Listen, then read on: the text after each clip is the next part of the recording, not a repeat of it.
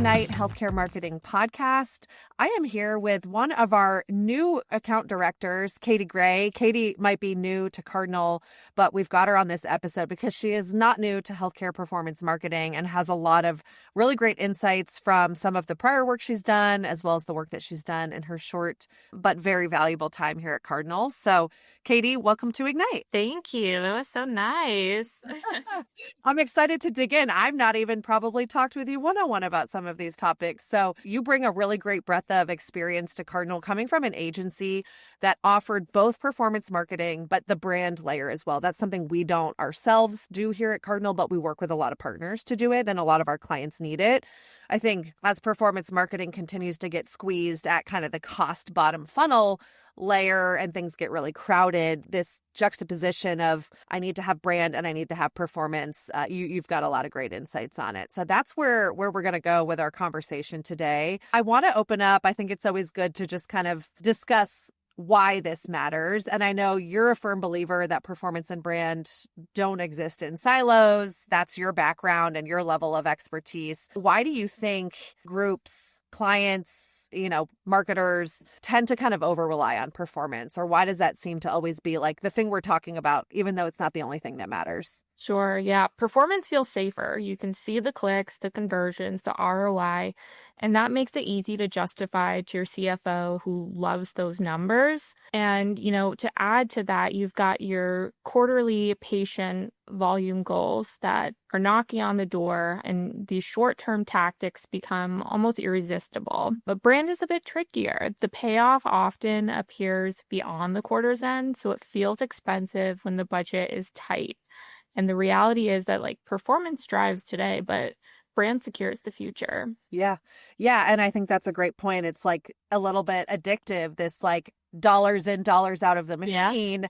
And it is really hard to break from that. And, as a marketer yourself, how fundamentally do you understand the way that those two things work together? And even though you may understand it very well, explaining that to CFOs and people who are non-marketers is a bit more challenging. It is not linear and it doesn't make sense in their kind of spreadsheet-minded brains. So what do you think, for the groups that you've seen underinvest in brand, or where maybe they're 100% performance, I'm going all in with my dollars there, what are some of the gotchas of doing that? A few big ones I see are organic and direct traffic start to suffer, which means you're leaning more heavily in actually spending more on paid media to try to fill that gap. You will also become more vulnerable to competitors conquesting your brand terms. And over time, you may even see a lower lifetime patient value or even erosion in referrals or partner trust. Yeah.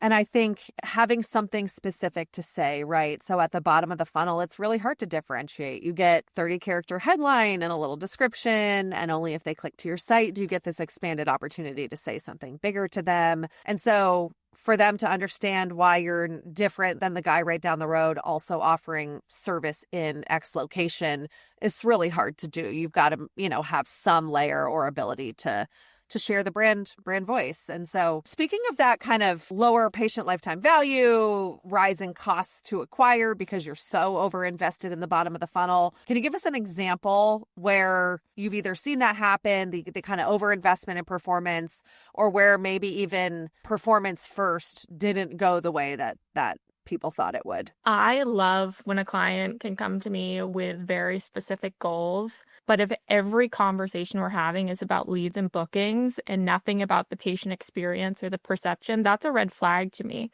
I want to talk about recent patient surveys or roundtables that are being done. Case studies should be updated, and we should be thinking about the value prop to ensure that it's not the same as all competitors. Some things that you may see are inconsistent reviews or declining referrals. One thing that I see all the time is, websites that emphasize affordability without providing transparent pricing, or, the physical therapy office that talks about personalized care providers. But isn't that all physical therapy? Isn't that common knowledge? We know that you're going to offer, it's personalized care. I assume that when I come into you with my shoulder pain from sitting at my desk all day, you're going to treat me a little bit differently than the 14-year-old who just had ACL surgery. So let's think about the value prop and ensure that we're setting ourselves up to be different than our competitors. And that's going to have a positive return on our paid media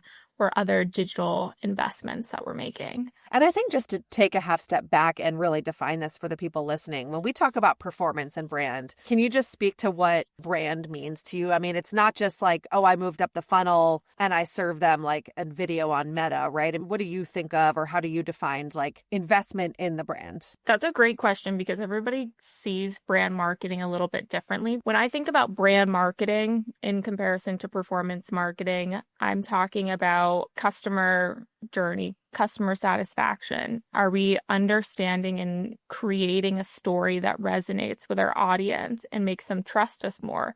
And that's all through understanding them with surveys, roundtables, with creating experiences that improve their time with us. So if that's on the website, we're making sure that the search that you have is easily understood. The brand experience is obviously occurs at the point of care, but like, how do we understand that and carry it through, the post and the pre and post? So I look at brand marketing as really the future of the investment. So how do we ensure that the new patients coming in are having good experiences with us? So understanding the current process and how we can improve it to make it more streamlined and informative so that we're building trust and accreditation from these new prospective patients, as well as continuing down the journey with our existing patients to make sure that we're consistently meeting the needs of our existing patients. And we're looking at things like lifetime value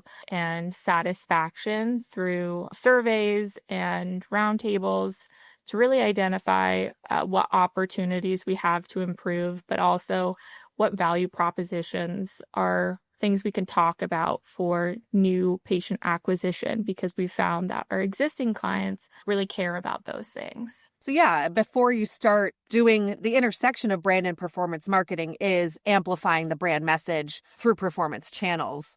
But I think the key of what you're really trying to say is, do you have the brand message? Do you really understand where you play, where your strong suits are, why someone might pick you? Is it access to care? Is it the experience? Is it, I think nowadays, a lot of the like, we take insurance, we're down the road from you, we, have online scheduling, like those are fairly common. And those were the things that everybody relied on for so long. It's like, what about the outcomes? What about, how is a patient of yours going to tell me that they had a great experience so I can feel it and not just hear it that you think you do a great job? Let's hear that other people think you do a great job too. Exactly. Healthcare marketers, what's up? It's Alex from the future. Guess what? Scaling Up, the Healthcare Performance Marketing Summit is back. Scaling Up is focused entirely on driving patient acquisition to your group. So you're talking the largest provider groups, health system leaders, everything it takes to drive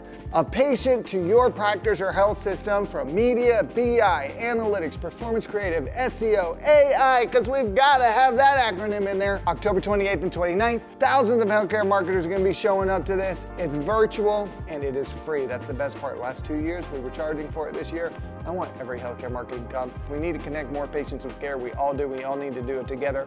I'll see you there. Scaling Up.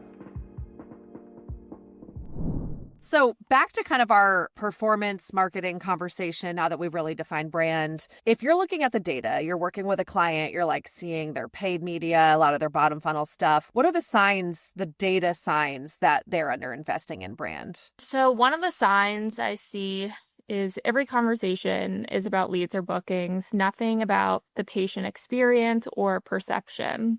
Other red flags might be no recent patient surveys or roundtables are being done, case studies are outdated, the value prop is the same as all the competitors. Maybe you're getting inconsistent reviews or there's declining referral. These are all signs that you need to put more emphasis into your brand marketing. Yeah. I think other things like, if you're looking in a Google search campaign or a Meta campaign, you're seeing maybe declining branded search volume. So you're having to rely more on non-brand paid. You're getting fewer click-through rates. People are just scrolling right past you, or they're clicking, which is, of course, where you incur the cost. And then, those conversion rates are declining as well. I think some of those data points, if you're experiencing those, the problem might not be just we need to do a better job of setting up our campaigns. It might be something much more macro than that. Yeah, definitely for paid marketing, that journey that we take a consumer on from to website is so critical. You and Jean actually talked about it recently in another Ignite podcast, and I thought she said it so beautifully. Like, it is a storytelling journey, and we need to have the landing page match what we're saying in the ad, which the ad needs to match what the keyword that someone's searching for is all about. So it's a journey, and it all needs to be cohesive. And if it's not, you're underinvesting in brand marketing. Yeah.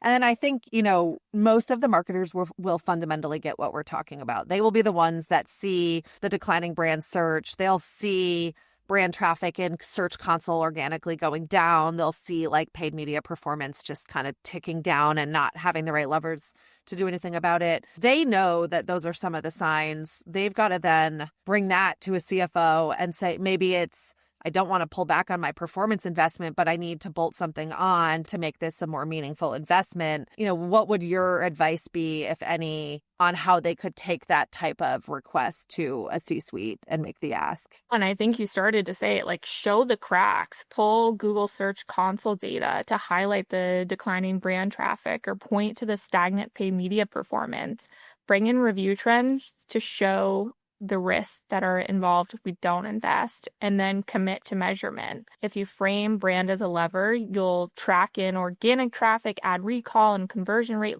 Leadership is much more likely to listen. So that measurement piece is just imperative when you've got a CFO who maybe doesn't want to invest in something that they can't see the return on. Yeah, and I would say that to me is always the biggest flaw and the biggest challenge is this moving goalpost of measurement. So when we talk about, I'm going to go make this ask, I think the companion to that is, and here's how I plan to measure those dollars. And I'm going to stick to that measurement, not get, 30 days in and be like, it's not driving leads the same way search does. And then the whole thing breaks down. I know you've done quite a bit with measurement framework. I mean, can you just talk a little bit about what you think that needs to look like? Yeah. Well, first, align on your KPI, because your KPI that might make sense in your head, maybe it's, organic brand traffic lift, might not make sense for your CFO. And we can talk about conversion metrics when thinking about brand marketing. So that can be something like looking at your brand clicks on organic,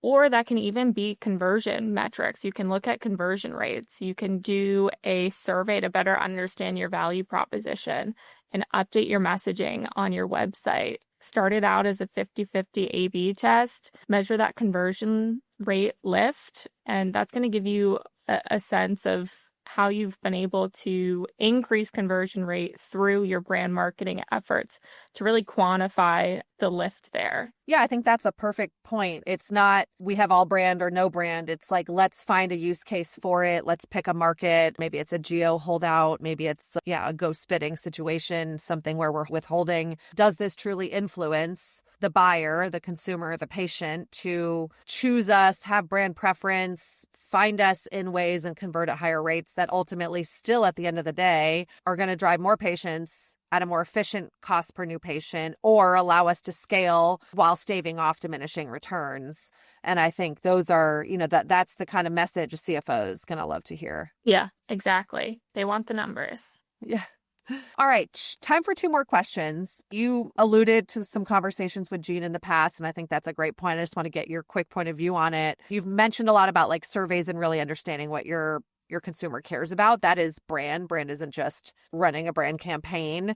The creative and storytelling like itself, can you just talk a little bit about what you think works in creative as you move through like a brand to consideration to bottom funnel performance initiative? Yeah, I mean, storytelling is so critical because it builds that mental model for your patients, who you help, how you help, and why you're credible. That clarity reduces friction and speeds decision making. The performance upside is higher conversion rates, lower CPCs, and stronger brand search demand. You'll see that just happening naturally with things like search, where a stronger value prop increases click-through rate, which improves quality score and lowers CPCs.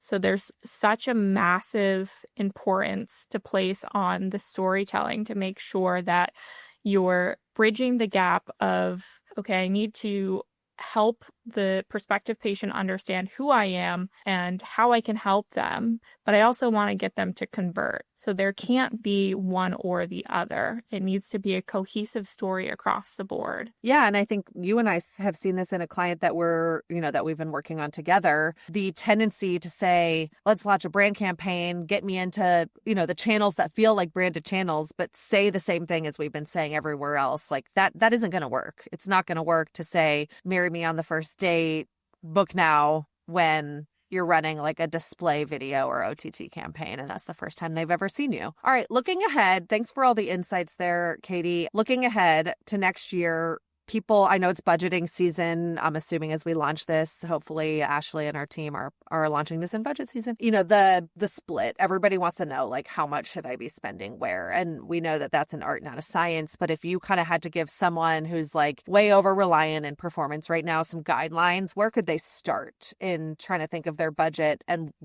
how to fund brand? Yeah, and you're right. There's no magic ratio. It really depends on your brand health. If your awareness is strong, you might only reallocate maybe 10% of your test budget towards brand. But if you're a brand and traffic is falling or negative reviews are rising, you may need to spend, 50% or more fixing that foundation.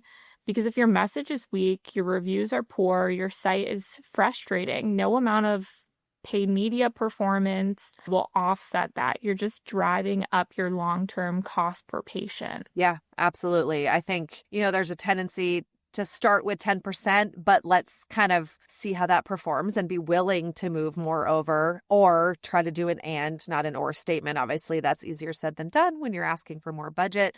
But I think now's a good time to at least have some baseline data on what did the 10% investment in brand do for me. If you don't start there, how are you going to go ask for more budget going into next year? Exactly. If you had one piece of advice for the marketers listening, again, as they're thinking into next year, brand plus performance, how they work together in one sentence, what would you share? I would say that performance pays the mortgage, but brand appreciates the home. You need both to stay secure and build your equity. I love it. I've always said something similar about the dynamic between paid and organic. I always say paid is renting and SEO is paying the mortgage. So it's okay to have somewhere to live now, but like we want to have an asset down the road. So I love it. I think brand definitely falls in that category. Katie, thanks so much for joining us. And it was great to have you on there. I'm sure we'll see you again soon. Yeah. Thanks for having me. This is fun. I feel like official podcaster now. You're a podcaster. You're fully embedded in the flock. So it's been great to have you. If you're listening, please like, share, subscribe, hit your other marketing friends with a link to the latest episodes so that we can share our knowledge with them too. And we'll see y'all next time. Yeah. And listen to Jean's podcast because it was really good.